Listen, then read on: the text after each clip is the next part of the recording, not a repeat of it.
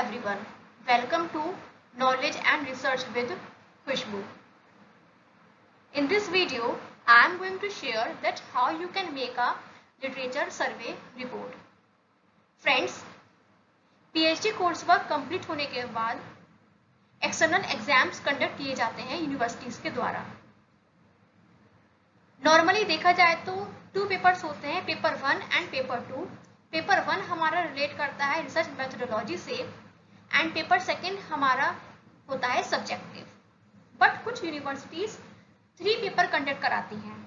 जो पेपर 3 है उसका नाम है लिटरेचर सर्वे रिपोर्ट। इस रिपोर्ट में जो भी आपका पीएचडी रिसर्च का टॉपिक है उस टॉपिक को यहाँ पर आप क्रिस्टलाइज करते हो। यहाँ पे आप अपने टॉपिक के बारे में डिफाइन करते हो। आपने अपने टॉपिक से रिलेटेड जितने भी रिसर्च पेपर या फिर थीसिस पढ़े होते हैं उन सब रिसर्च पेपर या फिर थीसिस को यहाँ पर आप समराइज करते हो। किस फॉर्मेट के अकॉर्डिंग? IMRDC। IMRDC के बारे में फ्रेंड्स मैं आपको आगे बताऊंगी। तो चलिए हम वीडियो शुरू करते हैं। Friends, a literature review is a survey of scholarly sources on a specific topic. So literature review क्या है? जो भी आपके टॉपिक से रिलेटेड आप जितने भी research paper, thesis, articles read कर रहे हो उन सब लिटरेचर्स को यहाँ पर आप समराइज करते हो। It provides an overview to help understand relevant theories, principles and gaps in current research. जब हम रिसर्च पेपर, आर्टिकल्स या फिर थीसिस को पढ़ रहे होते हैं उन सब या फिर अपने टॉपिक से रिलेटेड किसी भी बुक्स, मैगजीन्स को रीड कर रहे होते हैं तो उससे रिलेटेड जो भी हमारी थ्योरीज, प्रिंसिपल्स या फिर गैप्स जो हमें मिलते हैं उन सब चीज़ों को यहाँ पर हम स्पेसिफाई करते हैं इस LSR रिपोर्ट में अपनी करंट रिसर्च से related. It aids in identifying ideas applicable to your paper, thesis और dissertation topic.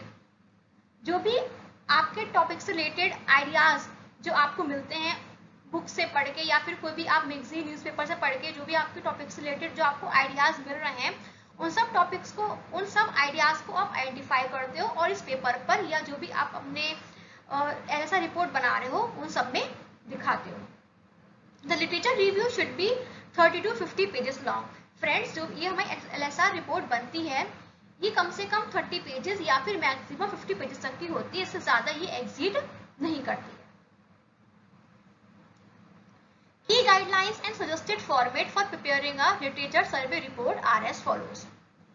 अब हम इसका फॉर्मेट देखते हैं कि कैसे लिटरेचर सर्वे रिपोर्ट हम बनाते कैसे हैं। सबसे पहले फ्रेंड्स हम बताते हैं introduction. The introduction should clearly establish the focus and purpose of the literature review, outline its objectives and defines its scope. Friends, हम अपने टॉपिक को यहाँ पर इंट्रोड्यूस करते हैं। हम इंट्रोडक्शन जो है 3 to 4 पेजेस में अपना इंट्रोडक्शन टॉपिक का कर देते हैं। उस इंट्रोडक्शन में क्या क्या आता है, हम अपने टॉपिक को यहाँ पर प्राइमरली फोकस किस चीज़ पर रहेगा, पर्पस क्या है, हमारे रिसर्च टॉपिक का ऑब्जेक्टिव क्या है, हम अपने स्कोप को भी यहाँ पर डिफाइन करते हैं। फॉर एग्जाम्पल, आप AI का इफेक्ट कंज्यूमर्स पर देख रहे हो, ठीक है। सो आपने अपने रिसर्च को यहाँ पर लिमिटेड कर दिया कि आप AI का इफेक्ट सिर्फ कंज्यूमर्स पर देखोगे, आप प्रोड्यूसर्स को यहाँ पर नहीं लोगे, ठीक है। If there is such a thing, if you are not planning to include them in your analysis, specify them here. अगर फ्रेंड्स आपकी स्टडी में कुछ ऐसी चीज है आप बताना चाहते हो कि आप इसको इंक्लूड नहीं करोगे तो आप इसको भी यहाँ पर स्पेसिफाई कर सकते हो। फॉर एग्जाम्पल, आप AI का जो इफेक्ट है सिर्फ प्रोडक्ट्स पर देख रहे हो, आप सर्विसेज को यहाँ पर इंक्लूड नहीं करोगे, तो बता सकते हो अपनी LSR रिपोर्ट में कि हम यहाँ पर सिर्फ AI का इफेक्ट प्रोड्यूसर्स पर देखेंगे, हम सर्विसेज को यहाँ पर इंक्लूड नहीं करेंगे। क्लियर? सो फ्रेंड्स, यहाँ पर हम 3 to 4 पेजेस में अपने टॉपिक को बहुत अच्छे से इंट्रोड्यूस कर देंगे। अब बात आती है सेकंड पॉइंट की, स्ट्रक्चर ऑफ LSR, जो हमारी रिपोर्ट का मेन पार्ट है, मेन कंटेंट है। The candidate is required to conduct a complete literature survey and review the literature of the last 10 years in the desired area. आपको जो भी research topic है उससे रिलेटेड लास्ट 10 ईयर्स में जितनी भी स्टडीज हुई हैं आप उन सारे लिटरेचर्स को इंक्लूड करोगे। फॉर एग्जाम्पल कोई स्टडी हुई 2024 में, आप अपनी स्टडी कर रहे हो, 2024 से लास्ट 10 बैक जाओ तो मीन 2014 से लेकर 2024 तक जितनी भी स्टडीज आपकी हुई हैं आप उन सबको यहाँ पर इंक्लूड करोगे। अब आप कहोगे मैम कितने लिटरेचर्स, कितने आर्टिकल्स हम यहाँ पर लें? सो फ्रेंड्स, हम यहाँ पर 25 to 30 रिसर्च पेपर को ले सकते हैं। आप चाहो तो यहाँ पर थीसिस भी ले सकते हो, 25 रिसर्च पेपर ले लो, 5 थीसिस ले लो, आप ऐसा भी कर सकते हो। The body of the report summarises each source focusing on the introduction, methodology, results and discussion and conclusion. और ये जो है फ्रेंड, इसी को हम कहते हैं IMRDC, introduction, methodology, results and discussion and conclusion. Friends, जो भी आप रिसर्च पेपर ले रहे हो, सपोज आप 30 रिसर्च पेपर लिए हैं, आपने उसमें से एक रिसर्च पेपर उठाया, अब आप उस रिसर्च पेपर को यहाँ पर समराइज करोगे। कैसे? सबसे पहले आप उस रिसर्च पेपर में से उसका इंट्रोडक्शन निकालोगे कि वो स्टडी हुई किस चीज पे, उसका मेन एम क्या है, वो आप इंट्रोडक्शन में बता दोगे, 2-3 लाइन्स में आप बता दोगे। फिर सेकेंड पैरा में हम बताते हैं मेथोडोलॉजी, उस रिसर्च पेपर की मेथोडोलॉजी क्या रही, क्वालिटेटिव स्टडी है क्या वो, या फिर वो क्वांटिटेटिव स्टडी है, या फिर मिक्स्ड है, इस तरीके से आप बताओगे। थर्ड है रिजल्ट्स एंड डिस्कशन, फिर उस रिसर्च पेपर का जो भी रिजल्ट्स निकला उसके बारे में आप बताओगे। और लास्ट होता है हमारा फोर्थ पैरा, उसमें आता है हमारा कंक्लूजन, उस स्टडी को आप यहाँ पर कंक्लूड करते हो। सो यहाँ पर आप एक रिसर्च पेपर को 4 पैरा में बताओगे, ठीक है। अगर आप MS वर्ड में बना रहे हो तो आप एक पेज पे बता दोगे उसके बारे में, इंट्रोडक्शन, मेथोडोलॉजी बता दोगे 3 to 4 लाइंस में, R&D बता दोगे 5 and 6 लाइंस में, लास्ट में 3 to 4 लाइंस में इसको आप स्टडी को कंक्लूड कर सकते हो, ठीक है। You can build your body in different ways. अब ये क्या है फ्रेंड्स, आप अपने रिसर्च पेपर ले रहे हो तो रिसर्च पेपर को आप कैसे दिखाओगे, कौन से मेथड्स आप यूज करोगे? तो पहला मेथड है क्रोनोलॉजिकल मेथड, मीन्स टाइम के अकॉर्डिंग। जैसे कोई स्टडी हुई है 2022 में, ठीक है, तो लास्ट 10 में आप जाओ 2012 तक, तो 2022 में क्या पोजीशन रही स्टडी की, 2021 में क्या रही, 20 में क्या रही, ऐसे आप बैक होते रहोगे और 2012 तक आप सारी बता दोगे। सेकेंड है टॉपिक के according, organises discussion of your topic around central topics.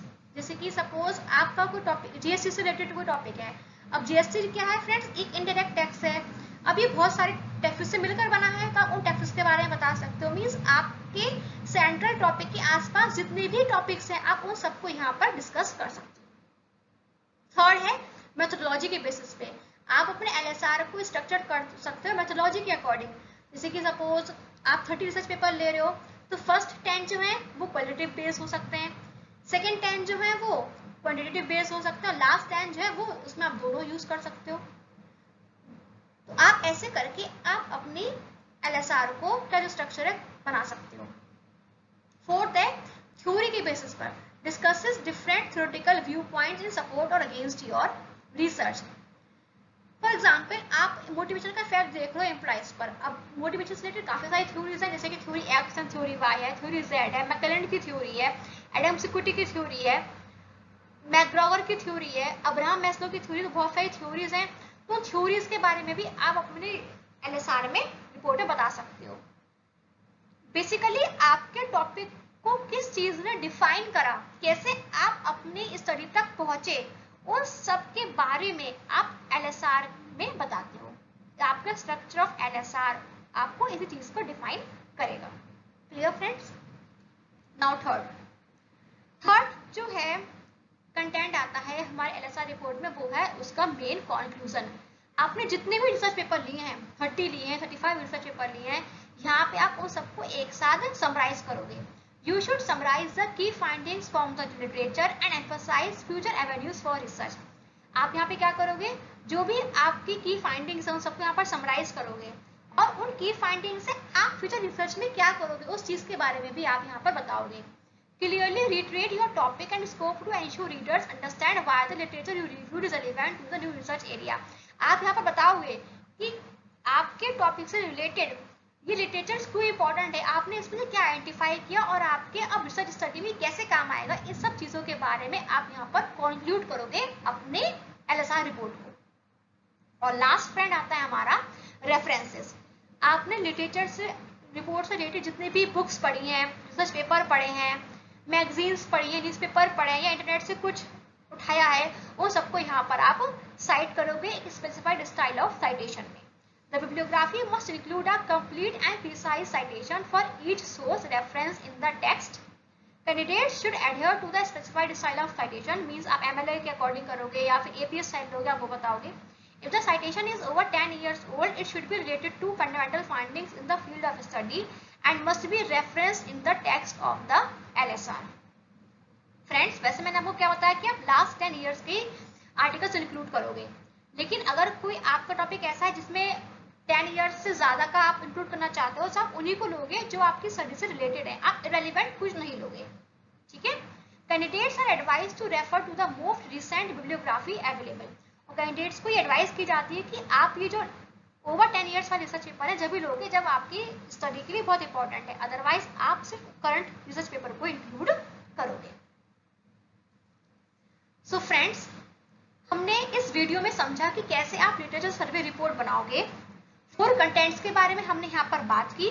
सबसे पहले आप अपने टॉपिक को इंट्रोड्यूस करोगे 3 to 4 पेजेस में। आप ऑब्जेक्टिव, स्कोप अपने डिफाइन करोगे, पर्पस बताओगे अपनी स्टडी का।